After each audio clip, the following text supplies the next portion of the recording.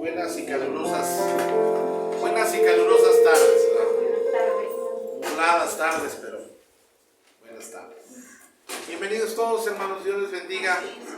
Hoy miércoles 23 de septiembre del año 2020, un año en el cual entramos en... Gracias, hermano Iván. Han sido meses difíciles, pero mayor ha sido la gracia de Dios. Y qué bueno que están ustedes aquí en esta tarde. ¿Me podría pasar el control, por favor? Gracias. Hoy espero terminar, bueno, no, iba a terminar, pero como el tema, me voy a echar un tema más acerca de estar firmes en la fe. El domingo pasado les recomiendo que se meta a YouTube y la prédica de la mañana la escuche, la medite, la note, porque de verdad hay muchas cosas muy importantes. Si usted no ha escuchado las sesiones anteriores que tienen que ver con esta serie, ya están disponibles ahí en el YouTube para que usted pueda agarrar el hilo del tema de lo que estamos hablando. Y el domingo pasado, la conferencia, el tema se tituló No abandones. Y hoy es una pregunta que tiene que ver con el tema y es: ¿por qué abandonas? ¿Cómo se titula la conferencia de hoy? ¿Por qué abandonas? Quiero hablarles de por qué hay muchas personas que empiezan a caminar con Dios, empiezan bien, comienzan a seguir a Dios, pero después de un tiempo se separan. Porque hay personas que toman un servicio, también gozosos, sirviendo en un área, tal vez en la enseñanza, tal vez al frente de un ministerio, e inclusive tal vez al frente del pastorado. Comenzamos contentos, alegres, tal vez en la enseñanza de los niños, tal vez en la alabanza, tal vez en cualquier servicio empezamos contentos, empezamos animados, presidimos, dirigimos, pero después de un tiempo se apagan porque se desaniman. Después de un tiempo lo abandonan. Dios empieza a obrar en victoria, y la vida cristiana, hermanos, es una vida de como la montaña rusa, a veces arriba y a veces abajo. Y una de las cosas que yo he tratado de enseñarles, por lo menos en las últimas enseñanzas de los últimos meses, es que no podemos dejarnos controlar por las emociones, porque las emociones cambian. No podemos ser cristianos emocionales. No podemos ser cristianos circunstanciales. Hay mucha gente que después de un tiempo estaba bien animada, estaba bien gozosa, y después perdieron el gozo. Y esto es algo de lo que quiero hablar con ustedes en esta tarde. Después de un tiempo se apagan, se amargan. El día domingo comenzamos hablando acerca de los ángeles. La Biblia no nos da mucha profundidad con respecto a este tema, pero Judas, y Judas no es el traidor, sino es el hermano del Señor, toca por encimita este tema, y él se va al pasado de la eternidad. Y nos dice en Judas 1:6, por cierto, estoy estrenando Biblia. Gloria a Dios.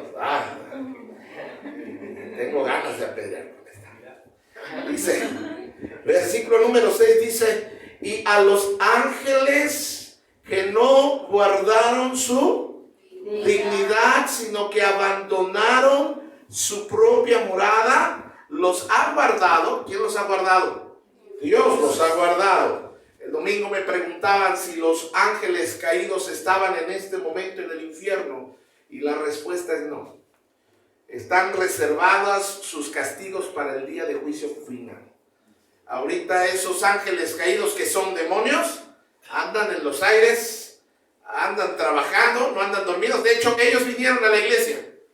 Los hermanos no, pero ellos sí vinieron a la iglesia. Dice, los ha guardado bajo oscuridad, en prisiones eternas, para el juicio del gran día. pasó con estos ángeles, amados? ¿Qué pasó con ellos? Díganme.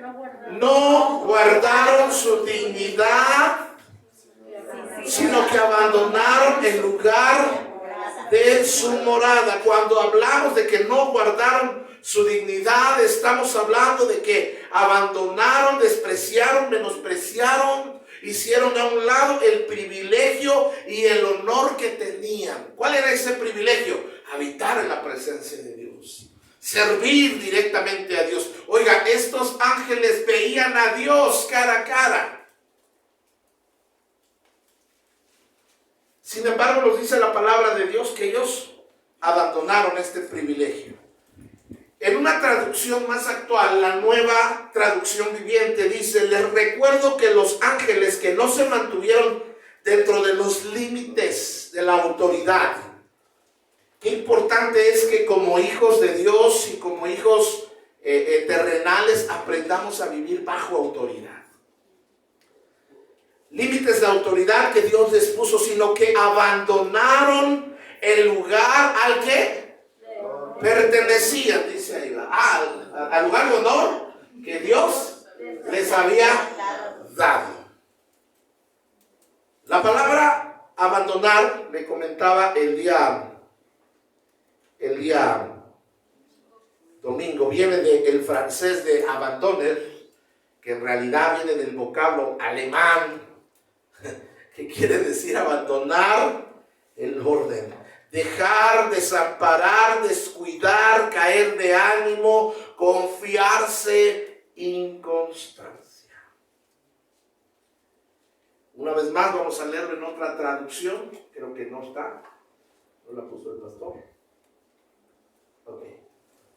Pero nos habla la traducción del lenguaje actual que dejaron, abandonaron el lugar de honor. Yo no sé si usted se sorprende de lo que estos ángeles hicieron.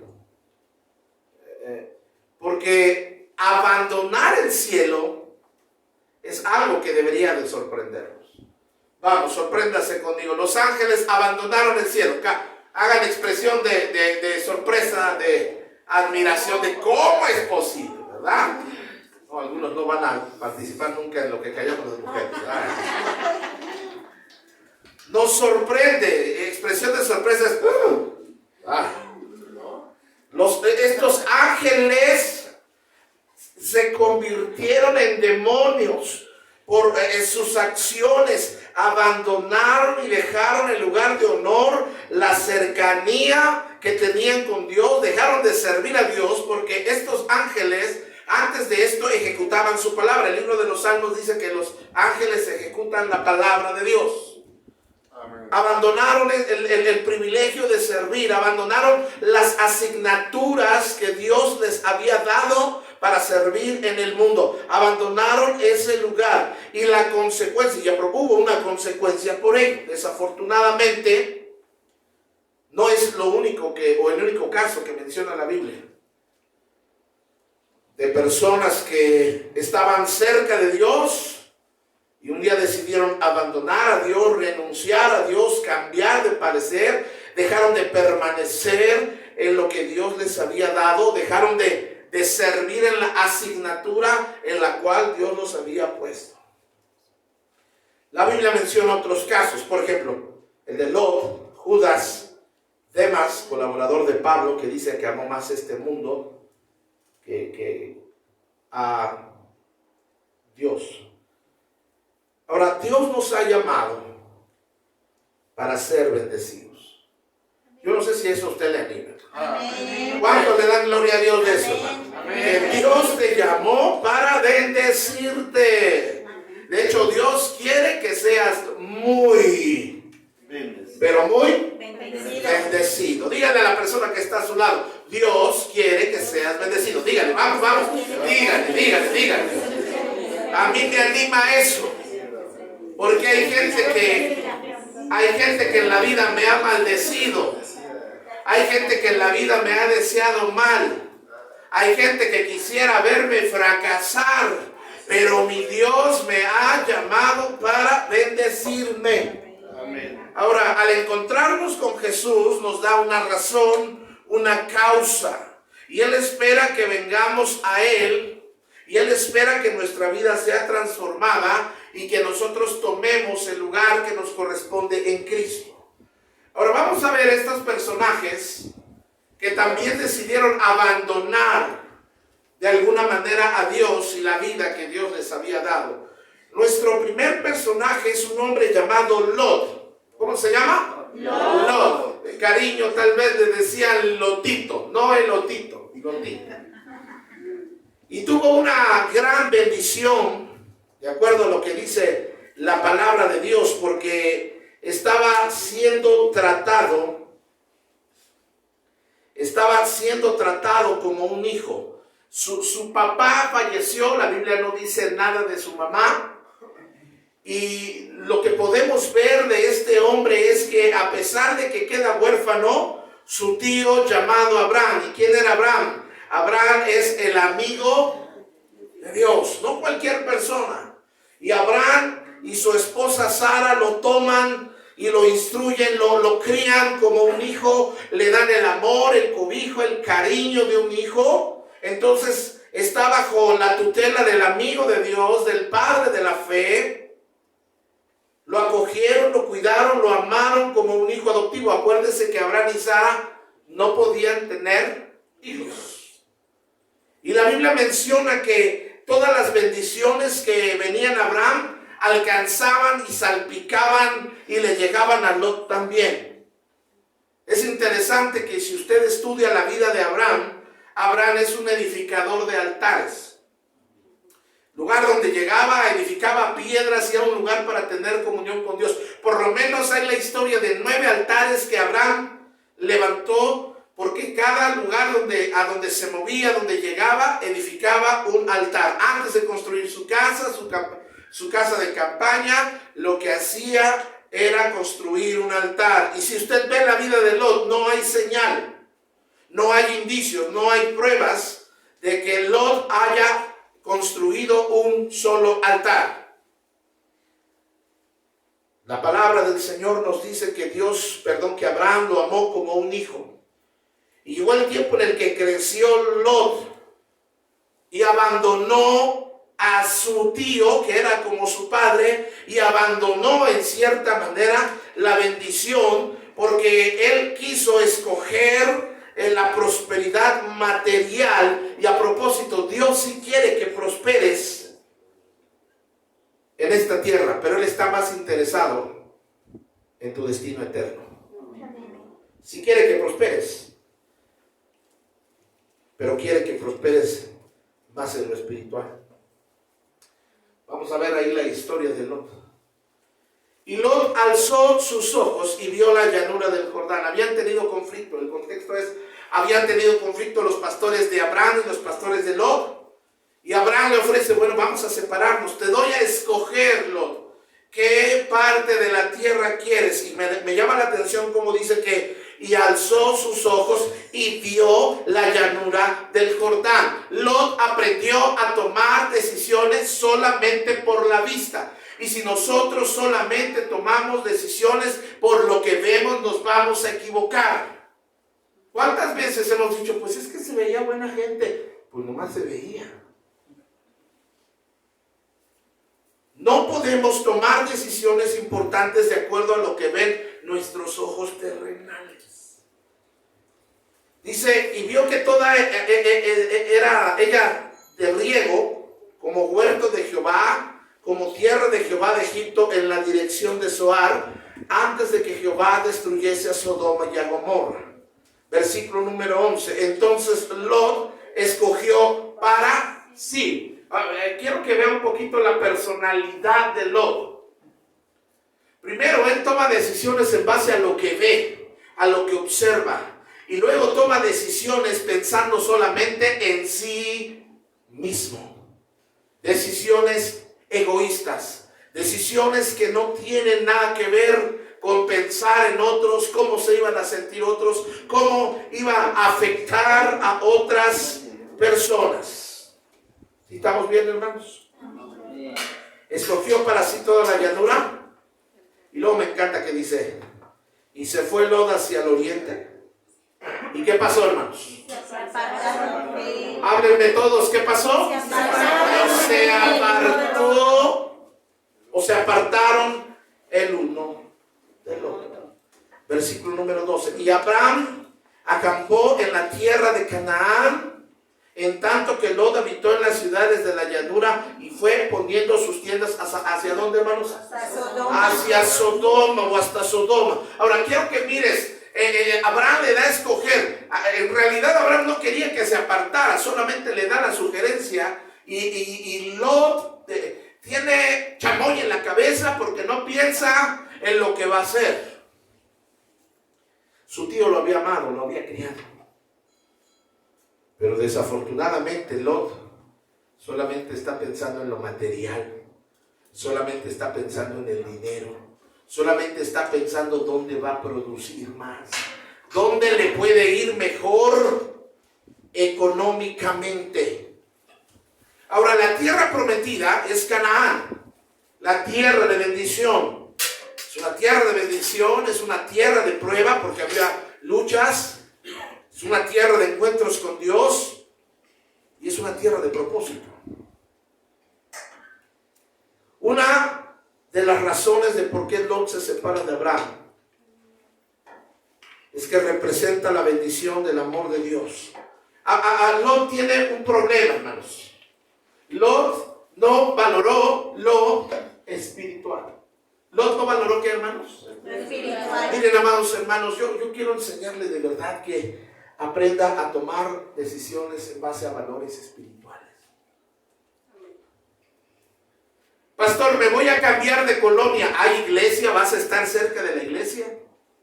Pastor, me voy a ir a otra ciudad. Ya sabes a dónde te vas a congregar. Dios te confirmó. Dios está en esa decisión. Amados hermanos, de verdad tomamos decisiones emocionales. Es que estoy siguiendo una corazonada. Pobre de ti. Jeremías dice que el corazón es perverso. El problema de Lot es que está tomando una decisión sin valorar lo espiritual, porque la bendición no era para Lot, la bendición estaba con Abraham. El que buscaba a Dios era Abraham. Con el que se había comprometido Dios era con Abraham. Sin embargo, él no valoró el área espiritual. Hoy en día, amados, quiero mencionarlo porque es algo real. Hay una doctrina, una teología moderna que se le conoce como el evangelio de prosperidad. Y le voy a explicar cuál es el evangelio de prosperidad. El evangelio de prosperidad enfatiza o resalta la prosperidad material en esta tierra. Se enfoca solamente en hacerle ver a la gente todo el dinero que Dios quiere darles. Casi le dan la idea de que Dios quiere que sea un millonario. Yo le voy a decir una cosa, lo voy a desanimar a lo mejor, pero Dios no quiere que seas millonario. Dios quiere que seas estable. Dios quiere que tengas para comer y algo más. De hecho, la bendición de Dios es la que sobreabunda, ¿verdad? Pero antes de eso, hermanos, este es el asunto. Y este evangelio utiliza muchas porciones bíblicas donde de las bendiciones de Dios sobre el hombre y la mujer que lo aman y que lo buscan y que lo quieren agradar en esta tierra. Y todo eso es cierto.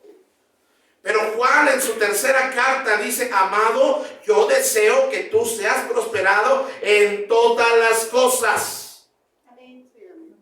O sea, no solamente en lo material, no solamente en tu salud, sino en lo espiritual. Muchas veces nosotros nos vamos buscando solo la prosperidad material.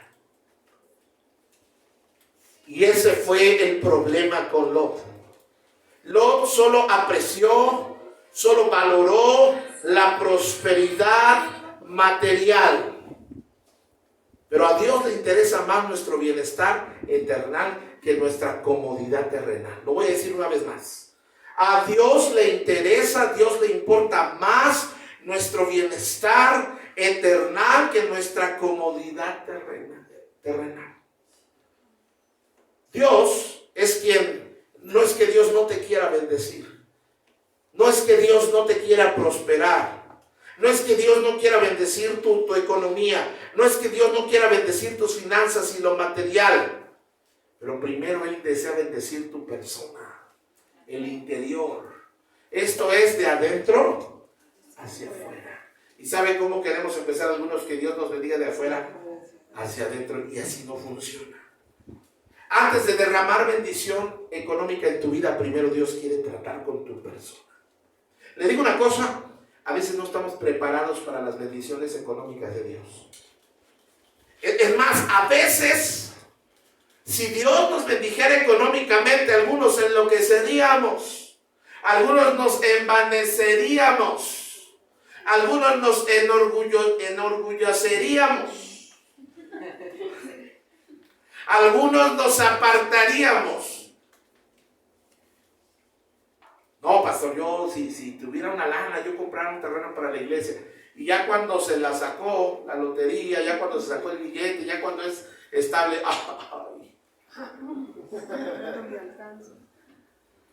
ahora es que tengo que invertir.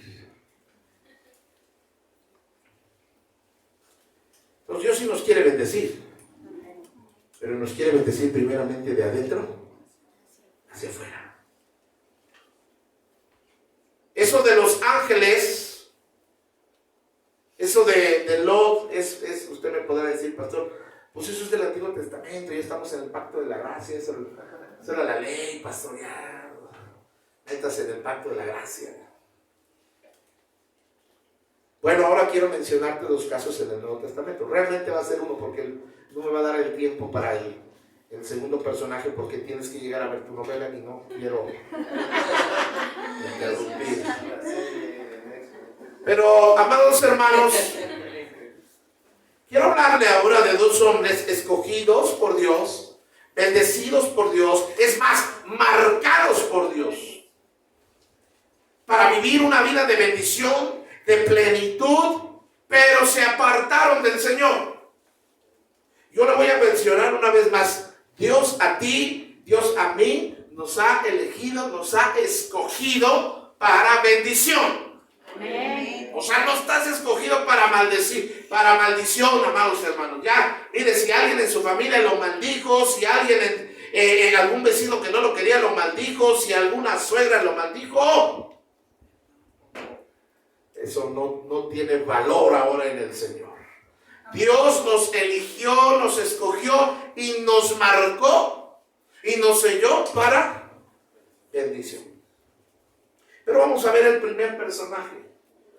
Y nuestro primer personaje, que fue escogido para bendición, con un lugar de privilegio, de honra y honor, se llamaba Judas Iscariote. Él era cercano al Señor. De hecho, es más, si usted pudiera preguntarme, yo estudiando la vida de los apóstoles, algún día les daré una serie de la vida de los apóstoles, probablemente Judas fue un amigo de Jesús. Y usted dice, pastor, ¿de dónde saca esas cosas, pastor? La palabra de Dios dice que Judas era el tesorero. Y yo no sé de ti, pero yo le voy a dar mi dinero a guardar a alguien en quien confío. O sea, usted no cree que Judas se veía tranza, no, Judas se veía honesto. Yo sospecharía más de Pedro o de Mateo, que le gustaba manejar lana, feria, ¿verdad? Pero el Señor lo escoge para ser el tesorero. Este Judas fue quien lo traicionó, quien lo negoció por 30 piezas de plata. Y así, amados hermanos, abandonó su apostolado. Era un apóstol. No tenemos tiempo esta noche, pero la Biblia dice que en el cielo hay 24 tronos. O sea, está el trono de Dios en medio. Y están 12 tronos de un lado y 12 tronos de otro. Los primeros 12 son los 12 patriarcas de las tribus de Israel. Y los otros 12 son los apóstoles. Uno de esos tronos estaba destinado, estaba reservado para Judas. Pero él abandonó su apostolado, él abandonó su amistad con Jesús. Se había calculado que para qué le alcanzaba a Judas el dinero que que le dieron, y probablemente le hubiera alcanzado ese dinero, esas 30 piezas de plata para poner un negocio, un buen negocio. Le alcanzaba para comprar un terreno, construirlo. De hecho, la palabra del Señor nos dice que con el dinero que él devolvió y que nadie quiso tocar porque era dinero de sangre, compraron un terreno donde él fue y se ahorcó. Pero lo que recibió por vender al Señor. Ahora, la Biblia nos dice que Judas era ladrón. Él era el tesorero y aunque no se veía ladrón, era ladrón. Judas, cuando la gente, como en aquellos días de buena fe, aportaba, cooperaba, daba, había donativos y Judas los encargaba de guardar los dineros, de hacer la contabilidad de los dineros, de repartir, de pagar, de gastar. Yo me imagino que Judas era el que decía 2 para el Señor y 1 para Judas. Díganle a la persona que está a su lado, no seas así. No, no es cierto. No.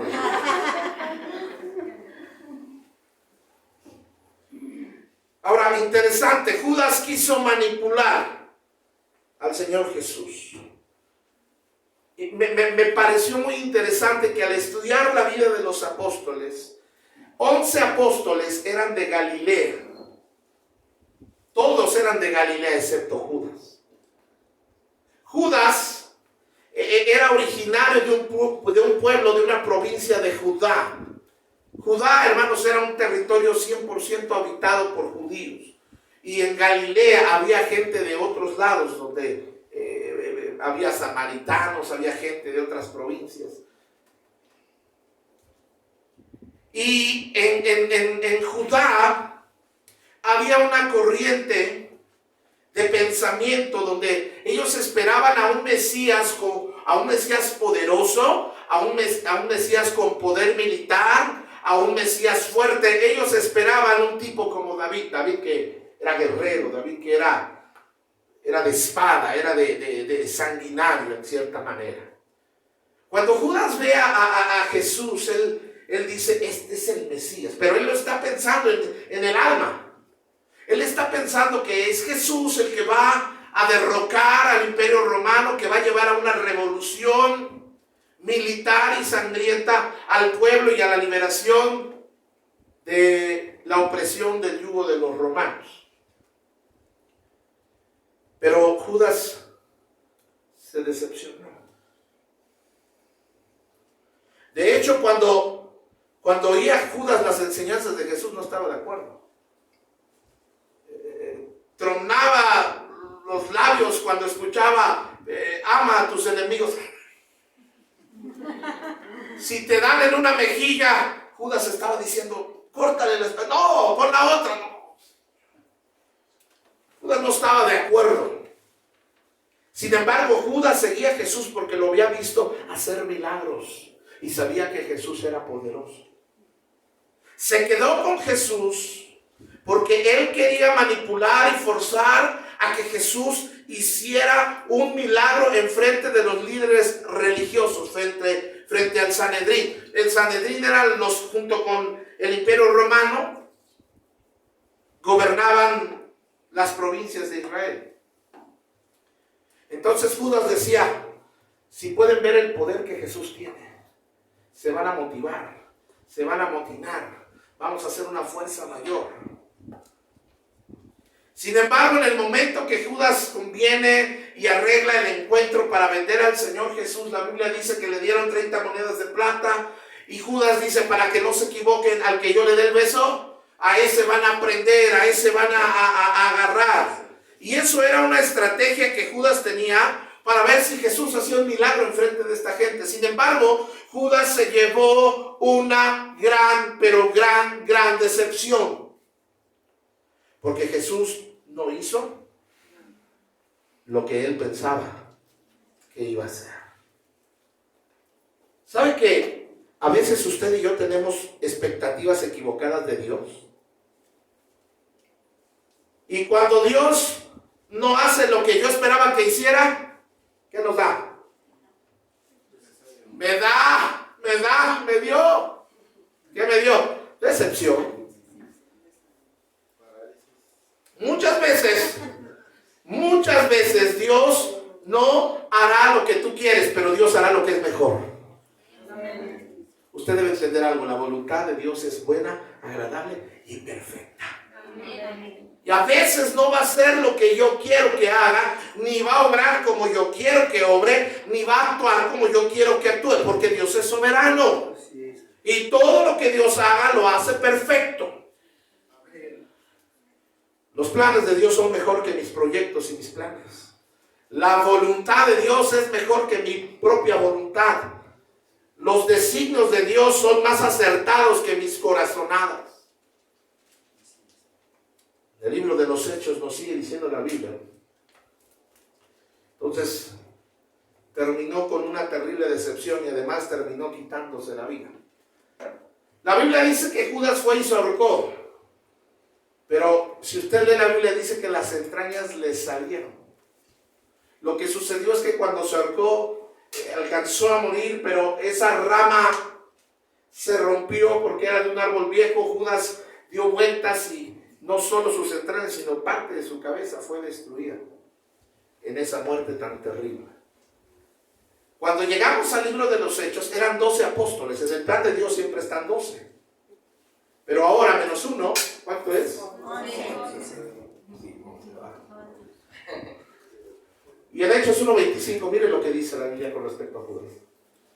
Están hablando los discípulos, los apóstoles. Dice, para que tome la parte de este ministerio y apostolado. ¿De que cayó quién? Judas. Cayó Judas por transgresión para irse a su propio lugar. Esto dice la Reina Valera. En la Nueva Traducción Viviente lo dice un poco más claro todavía. Dice, como apóstol para que tome el lugar de Judas en este ministerio, porque él nos ha ¿qué? Nos ha abandonado. ¿Alguien le dijo que los abandonara? No, fue decisión propia de Judas. En otra versión, la Biblia española dice, para que ocupe este ministerio apostólico, puesto del que renegó. No sé si se da cuenta, pero cuando está la última cena, Jesús les dijo, uno de ustedes me va a entregar. Y todos empiezan a decirse de ellos, maestro. Todos veían a Pedrito y Pedrito a veces impulsivo, ¿eres tú, Pedro? Volteaban y veían, ¿eres tú, Eric? Volteaban y le hacen señales a Juan, porque Juan era el chiqueado, el consentido, el bebé, como el pastor Eduardo para la hermana Jorge. Algo así. Y nos dice el Evangelio, miren lo que dice el Evangelio, dice, antes de la fiesta de la Pascua, sabiendo que Jesús, que su hora había llegado para que pasase de este mundo al Padre, como había amado a los suyos que estaban en el mundo, los amó hasta el fin.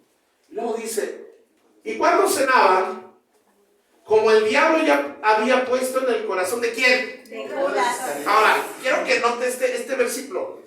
El diablo todavía no entraba en Judas, lo estaba influenciando. Le estaba dictando en el corazón Judas. Le estaba llenando su corazón de cosas negativas. Y luego seguimos leyendo. Él entonces, recostado cerca del pecho del Señor, cerca del pecho de Jesús, le dijo, Señor, ¿quién es? Ese es Juan. Juan está acostadito y dice, Dios, ya, dinos quién es Jesús. Le gustaba el chisme, Juan. Respondió Jesús. Vean cómo les dice claramente, pero a veces están como la iglesia en casa de Dios el domingo, que no entienden ni papas luego, ¿verdad? Están distraídos. Dice, respondió Jesús, a quien yo diera el pan mojado, aquel es. Y mojando el pan lo dio ¿quién? A Judas. Ahora siempre hace la Biblia, dice el Iscariote, ¿va? Y los otros apóstoles, los 4 evangelios, le tiraban a Judas, porque siempre que se referían a Judas le decían el traidor. Ellos le ponían el sal a la herida, y decían el traidor. Entonces la Biblia dice que ellos preguntan, Señor, ¿quién te va a entregar? Jesús les dice aquí, yo les doy el pan. Y él le da el pan a Judas, pero estos se quedan en la luna. Ahora, primero Satanás le había llenado el corazón, le había puesto ideas, pero ahora mire qué terrible esto. Y después del bocado, Satanás, lea conmigo, Satanás. Los vecinos que nada más oyen eso, oye, invocan al diablo. No hablamos del diablo. Pero esto es algo terrible. Esto es algo que debería espantar. Porque ya no solo le habla a Satanás, ahora Satanás entró directamente en él. Y entonces Jesús le dijo, lo que vas a hacer, hazlo pronto. Los discípulos pensaron que Judas iba a ir a Costco o a Sam's, iba a ir de compras, iba a pagar algo. No entendieron que Jesús estaba diciendo abiertamente que él era el traidor. Y esto es algo terrible, hermanos. Seguimos leyendo. Pero ninguno que estaba en la mesa entendió por qué dijo esto. Porque algunos pensaban, puesto que Judas tenía la bolsa de las finanzas, otra vez, Jesús decía, compra lo que necesitamos para la fiesta, o que diese algo a los pobres. Cuando él pues hubo tomado el bocado, luego salió, y ya era de noche. Entonces, ahora, casi estoy terminando. Visualiza la escena. Jesús, es una escena tensa. Porque en esa escena están los 12 apóstoles, 12 hombres que Dios escogió con propósito, que marcó sus vidas, que tenía un plan para ellos, para los 12. Pero a uno le ganó la avaricia y el amor al dinero. Y escuchó a Satanás y finalmente Satanás entró en él. Es una escena tensa porque están los 12 apóstoles. Está Jesús que en unas horas va a morir, va a ser entregado, abofeteado. Pero también está el diablo presente en la mesa. Y las palabras que Jesús va a decir después de esto no son para el diablo, ni son para los que abandonan su puesto. Una vez que Judas sale de la habitación ya con Satanás dentro de sí, se va de la comunión, se va de la cena del Señor. Esto es Juan 13. Y Jesús empieza a hablar Juan 14, Juan 15 y Juan 16. Inmediatamente que Judas sale, el Juan 14 empieza diciendo, no se turbe vuestro corazón. ¿Creéis en Dios? Creed en mí. En la casa de mi Padre muchas moradas hay. Voy pues al cielo a preparar morada, para que donde yo estoy, vosotros también estéis. Y sabéis a dónde voy, y sabéis el camino. Tomás le pregunta, Señor, no sabemos a qué camino, ¿dónde vas? Y Jesús hace una declaración tremenda que ha retumbado por toda la eternidad, desde ese momento hasta este tiempo actual, tan fresca. Jesús les dice, yo soy el camino, la verdad y la vida. El camino es para los que han perdido el rumbo, han perdido la dirección. Yo soy el que les puede dar rumbo, yo soy el que les puede dar dirección. Yo soy, si caminan en mí, el destino que tendrán será la vida eterna. Si caminan en mí, el destino que les espera es paz, es bendición.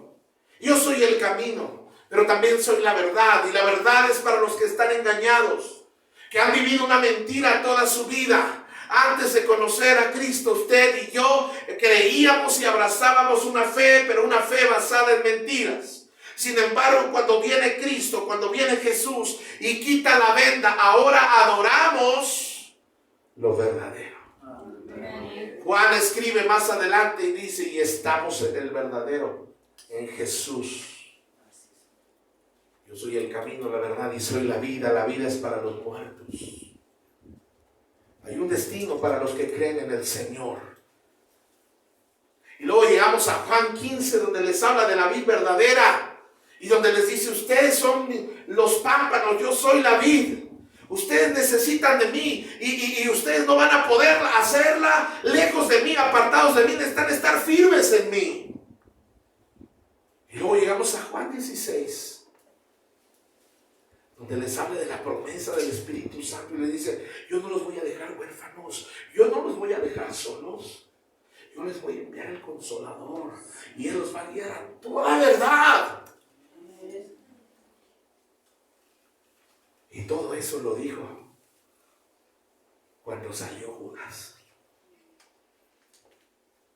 Y yo me quedé pensando en lo siguiente. Bueno, ¿me puede apoyar con el teclado? Yo me quedé pensando en lo siguiente. A todos nosotros, a toda la familia de Casa de Dios, Dios nos ha escogido y nos ha marcado para vivir una vida plena, bendecida, victoriosa. Una vida con plenitud. Tú fuiste marcado. Ok, tuviste un pasado triste. Tuviste una niñez miserable. Tuviste una vida muy sufrida. Pero Dios ya te tenía escogido porque Él quería una vida diferente para ti. Y lo que me duele es que Judas no pudo escuchar estas palabras. Judas no pudo ser fortalecido con la esperanza del cielo. Judas no pudo escuchar que Jesús era el camino, la verdad y la vida. Judas no pudo escuchar que cuando nos apartamos de Dios no nos puede ir bien. Judas no pudo escuchar que venía un consuelo y que iba a consolar a los 11, pero Judas no sería consolado.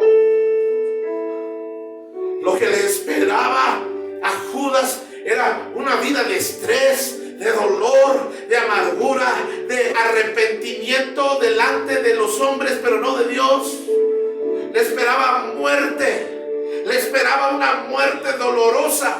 Estar asfixiándose en esa soga, en ese árbol, y que no tuviera quien asistiera a su funeral. Murió solo. Y qué terrible que después de haber cerrado sus ojos en este mundo terrenal, abrió sus ojos en el infierno.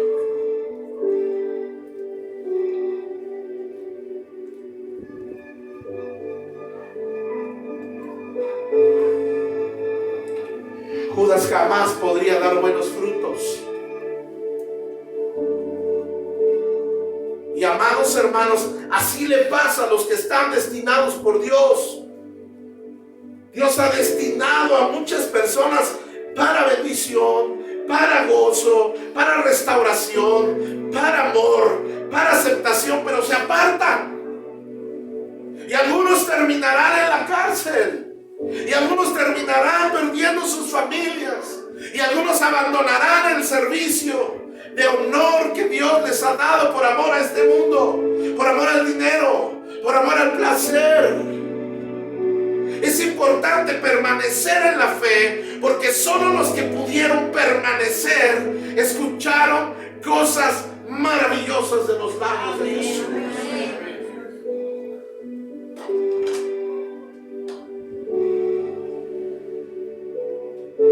En la oración intercesora, Juan 17, Jesús está todavía en la cena del Señor, y porque nosotros dividimos en capítulos, pero realmente el relato es seguido.